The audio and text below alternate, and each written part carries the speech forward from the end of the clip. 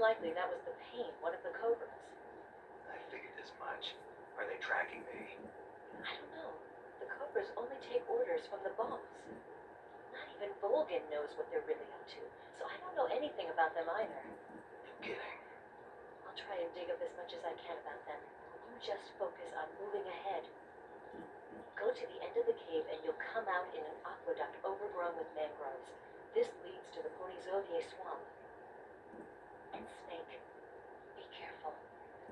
That cave. It's pitch dark inside. Good.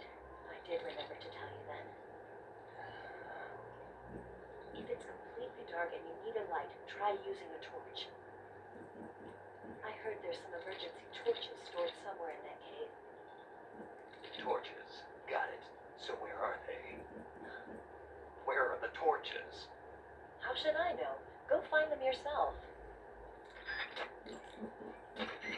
Eva, where are you now? I told you, didn't I? I'm right near the Colonel. Pretty weak answer if you ask me. That cave is known as Chornaya Peshera. What? You know the Ocelot unit commander? Ocelot? Yeah, that's not his real name, is it? I wouldn't think so. Is it a code name? You mean like Snake? Yeah. Maybe. Why? Is that strange? No, I was just wondering why he's called Ocelot. Why's that? Well, I looked it up, and it turns out the ocelot is a wild cat whose habitat stretches from the southern U.S. down to northern Argentina. They live in a variety of different environments, from tropical rainforests to savannas. The biggest ones can grow up to 1 meter in length. They're normally solitary creatures, and their diet consists mainly of small animals and fish. During the day, they sleep up in the trees, but at night... Yeah, paramedic. Oh, right. So, the ocelot is an animal that lives on the American continent. But then I wondered, why would a Soviet officer be using the name of an American wildcat? Good question. Maybe it's because he's fast and agile like an ocelot. Yeah, maybe you're right. But why'd you go to all the trouble of looking it up?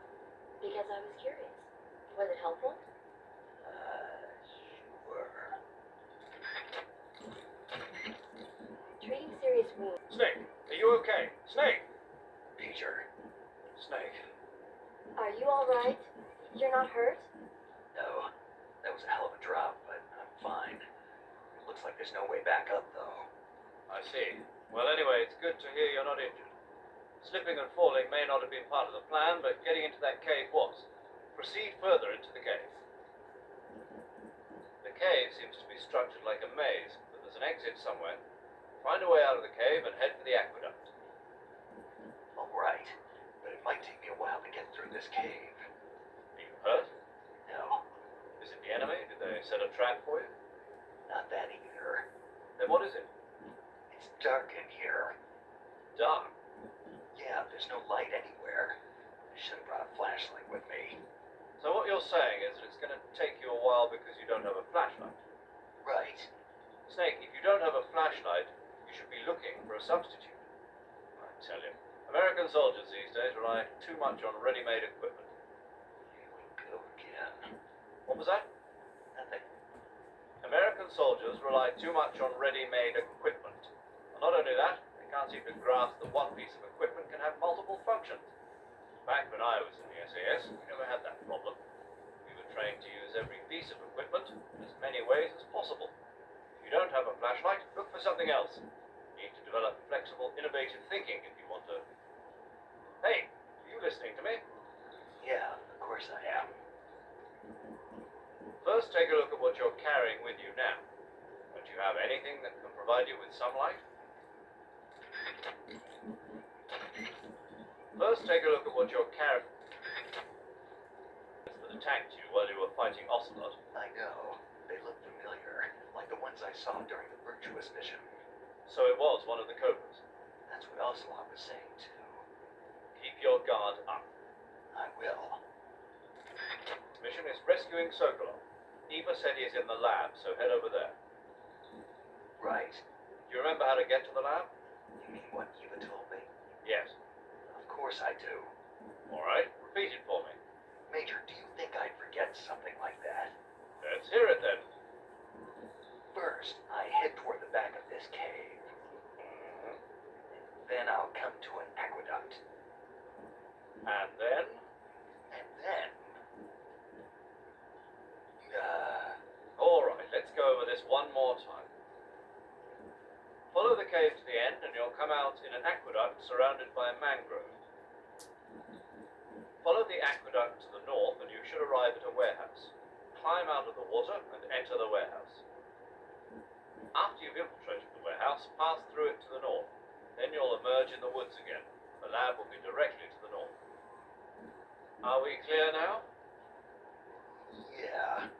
Snake? I got it. Basically, I just head north, right?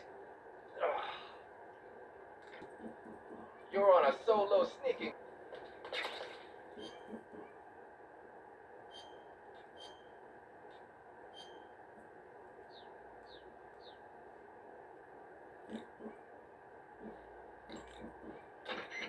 Whenever you... The camo index...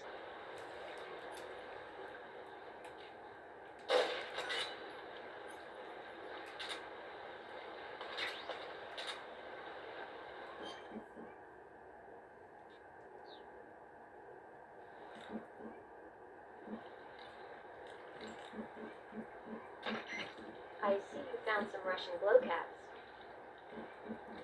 The Russian glowcap is a kind of luminescent fungus, a mushroom that glows in the dark.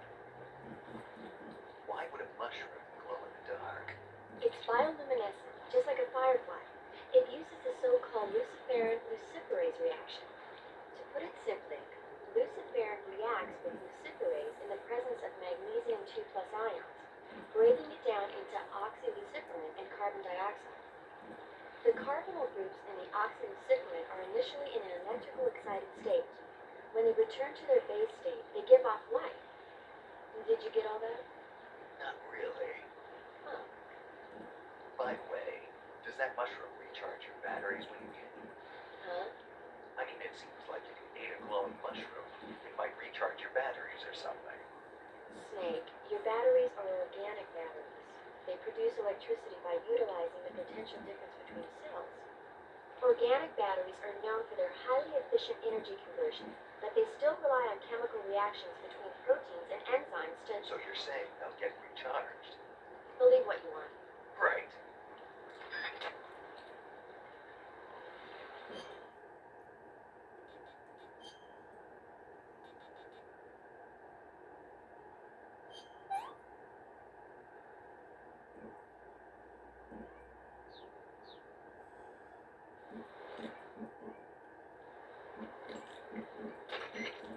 Paramedic, What's up? you were right. About what? I ate a Russian glowcap and it charged up my batteries. Huh? What's wrong? That's great. Snake, can you excuse me for a second? Sure. Yeah. There's no way eating a bioluminescent mushroom will cause your batteries to be charged. Maybe it's all in his mind. You mean like a secret? Why not? You've seen how gullible he is. I guess there's no harm in it. Should we let him keep believing? Sounds good to me. Okay, Snake, I'm back. Yes, the Russian glowcap is a glowing mushroom, so it'll recharge your batteries when you eat it.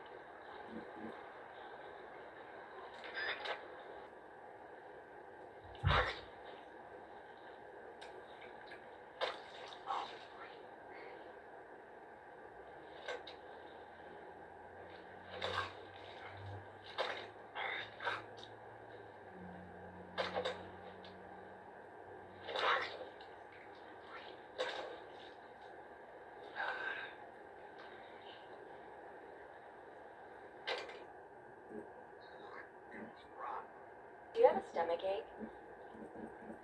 You'll get a stomach ache if you eat something rotten.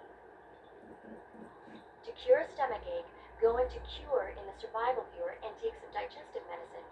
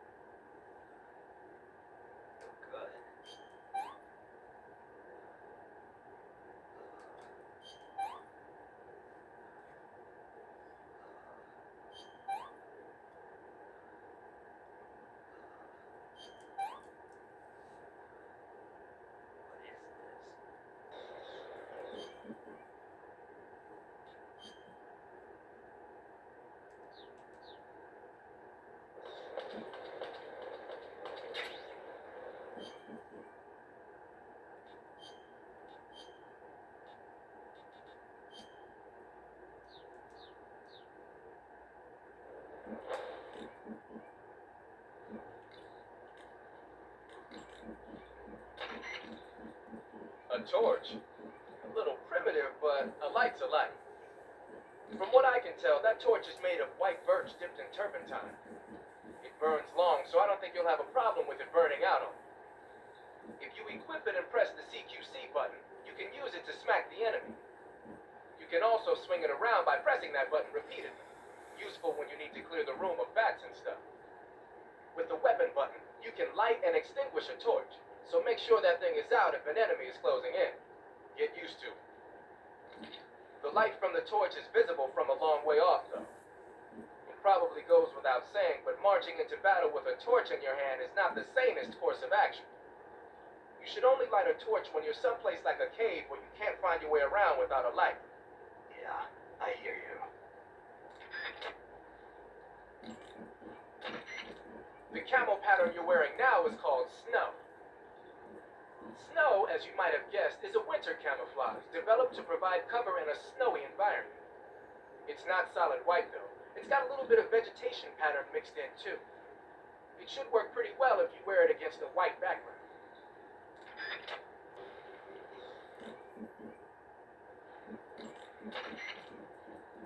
What you got there, Snake? Some kind of drug. The label says pentazamine. Pentazamine? What the hell is that? Beats me. Let's ask paramedic. Yo, paramedic, Yeah? you ever heard of a drug called pentazamine? Yeah, it's an anti-anxiety drug related to benzodiazepine. It's a minor tranquilizer used to treat things like depression, autonomic ataxia, and aporioneurosis and things like that. Besides its calming and antidepressant properties, it's also known for its anticonvulsant effect. Anticonvulsant effect. Yeah, So in other words, it can help keep your hands from shaking. yeah, I guess so. This could be useful. What are you talking about? Nothing. I just thought that if I took this drug when I used a sniper rifle, it'd help make my aim steadier. Oh, I see. That's an interesting idea. I think it might work. Give it a try.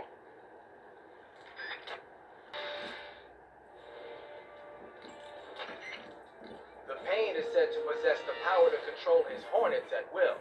Watch out for insect-based attacks, especially his so-called bullet bees. The Pain doesn't just use hornets, he's got guns. Snake, watch out for those bullet bees. Bullet bees are the name that Pain gives the special hornets he raises inside his own body. And if they get into your body, your wounds will become worse and worse until you get rid of them. If you're afflicted by bullet bees, go into the survival viewer immediately and use Cure to dig them out with your knife.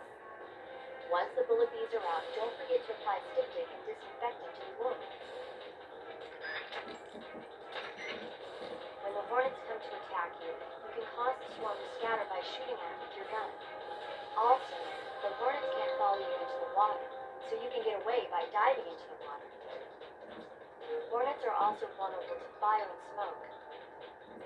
You can keep them away from you by using a smoke grenade. Swinging a torch around using the CQC button should also work. Snake, you won't be able to see a thing with a swarm of hornets. You might be able to trap some of the hornets by throwing a hornet's nest at them. If you succeed, it should reduce the number of hornets the Pain has at his disposal. It might even make the nest taste better. Try it out. Using insecticidal bug juice on yourself should make the hornets attack less significant. Snake, as long as the Pain is using his... Snake, if the Pain... Snake?